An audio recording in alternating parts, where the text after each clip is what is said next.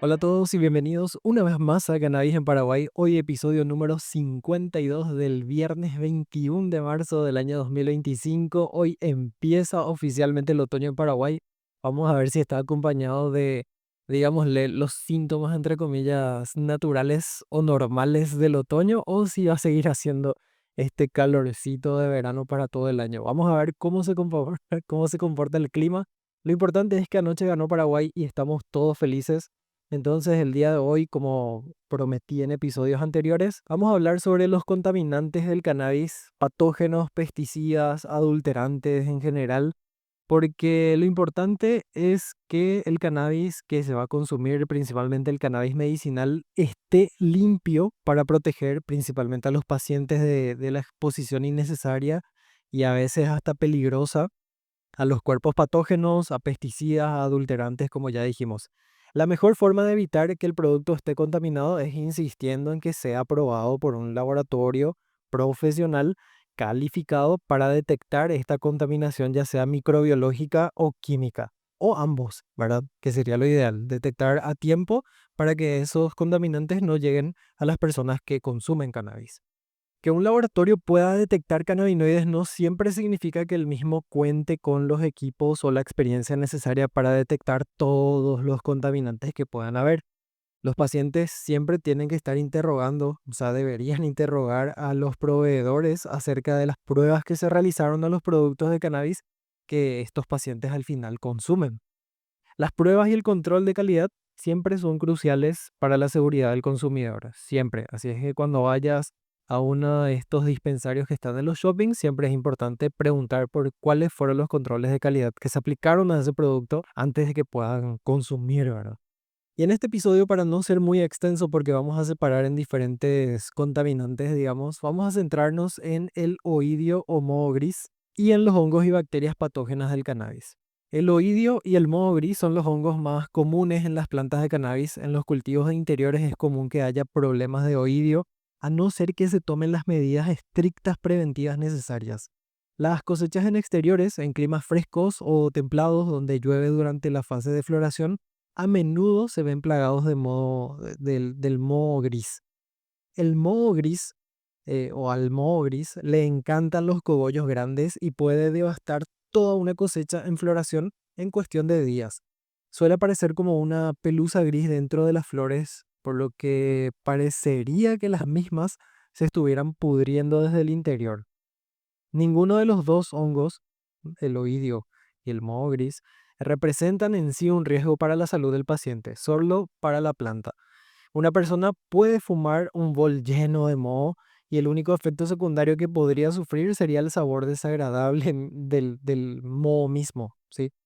El oidio en realidad es causado por dos tipos de hongos, uno que se desarrolla en los poros respiratorios de la planta y otro que crece en la superficie. A menudo este mal afecta a los cultivos de interior, donde suele haber superpoblación de plantas, causando que se estresen y se da en forma de hilos blancos y brillantes en las, entre comillas, hojuelas que rodean a las brácteas.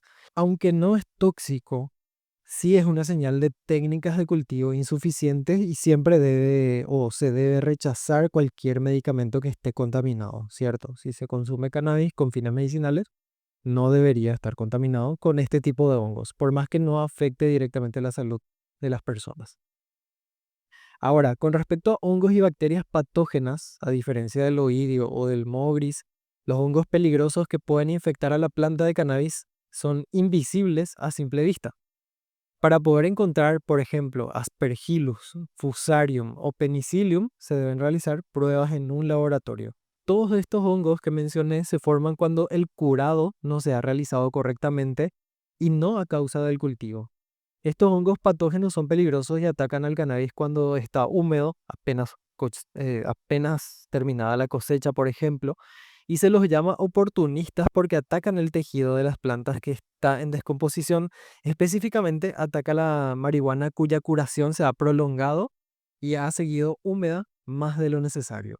Estos hongos patógenos suelen atacar el cannabis cuando su peso contiene entre un 15 y un 22% de agua. Según las bibliografías, les voy a dejar también el enlace, a la base o a la fuente de información acá en la descripción del programa. En cambio, cuando el cannabis se cura correctamente, su peso contiene entre un 8 y un 12% de agua. La clave para evitar que la hierba se infecte con estos hongos es secar las flores cosechadas lo más pronto posible y evitar así que pase demasiado tiempo en la zona de humedad peligrosa, entre comillas, que es el tiempo que le lleva a la planta a alcanzar el 15% de humedad. La peor amenaza es la aflatoxina, que es como una toxina o un veneno, digámosle así, rápido y pronto, producido por algunas variedades de Aspergillus. Ni qué decir las micotoxinas en general o las toxinas generadas por los otros hongos que mencioné, como por ejemplo Fusarium, que no es tóxico solamente, sino que también es muy cancerígeno. No son muy comunes en el cannabis y se puede prevenir fácilmente con el secado y el almacenamiento apropiado. En cambio, las bacterias peligrosas como el Staphylococcus o E. coli pueden encontrarse en el cannabis de vez en cuando y llegan a la planta a través del contacto humano. La presencia de las mismas puede evitarse fácilmente con un buen lavado de manos de las personas que van manipulando, ya sea la planta ahí en el campo, luego en el proceso de traslado, etcétera, en cada fase de la producción hasta llegar al consumidor final. Es muy raro encontrar bacterias anaeróbicas en la marihuana, ya que no es muy frecuente que la planta esté expuesta, digamos, a niveles tan bajos de oxígeno como para que estas bacterias anaerobias proliferen. Pero hay excepciones, como siempre. Cuando se prepara aceite de oliva con el cannabis crudo sin moler, por ejemplo, se puede llegar a generar el medio ambiente anaeróbico ideal, o sea, no hay presencia de oxígeno en medio de todo ese líquido o ese aceite. Y entonces se produce una floración o o sea, empiezan a aparecer estas bacterias anaerobias y se puede producir, por ejemplo, un envenenamiento por botulismo incluso. Bueno, hasta acá dejamos el episodio de hoy cortito, pero tocamos y hablamos un poquito sobre algunos de los patógenos o contaminantes microbiológicos del cannabis, los más comunes, el oidio, el moho gris, que afecta principalmente a las plantas, y hongos y bacterias que ya pueden producir enfermedades o afecciones o toxinas que ya afectan directamente a las personas. Cité algunas: Aspergillus, Fusarium, Penicillium en el caso de hongos, y también Staphylococcus y E. coli en el caso de bacterias. Si quieren que profundicemos en alguno un poquito más o ampliar un poco más el tema de estos hongos, principalmente los que afectan a humanos, podemos hacerlo sin problemas en próximos episodios. Pueden comentar nomás acá, dejarnos su pedido en los comentarios de algún episodio en específico que quieran que hagamos. Pero esto fue más que nada algo así en general para que tengamos un conocimiento base, digamos, y ya cada uno pueda ir ampliando de acuerdo a su curiosidad o pedirnos y ampliamos nosotros sin ningún problema. Y bueno, es todo por hoy. En un próximo episodio vamos a hablar sobre pesticidas y algunos otros químicos que se utilizan, ya sea reguladores de crecimiento vegetal, entre otros, sí. Vamos a ir agrupando también de acuerdo a los diferentes contaminantes o adulterantes del cannabis que existen. Será hasta la próxima semana, hasta el próximo viernes, que disfruten de su fin de semana y que empiecen con todo la siguiente semana. Chau, chau.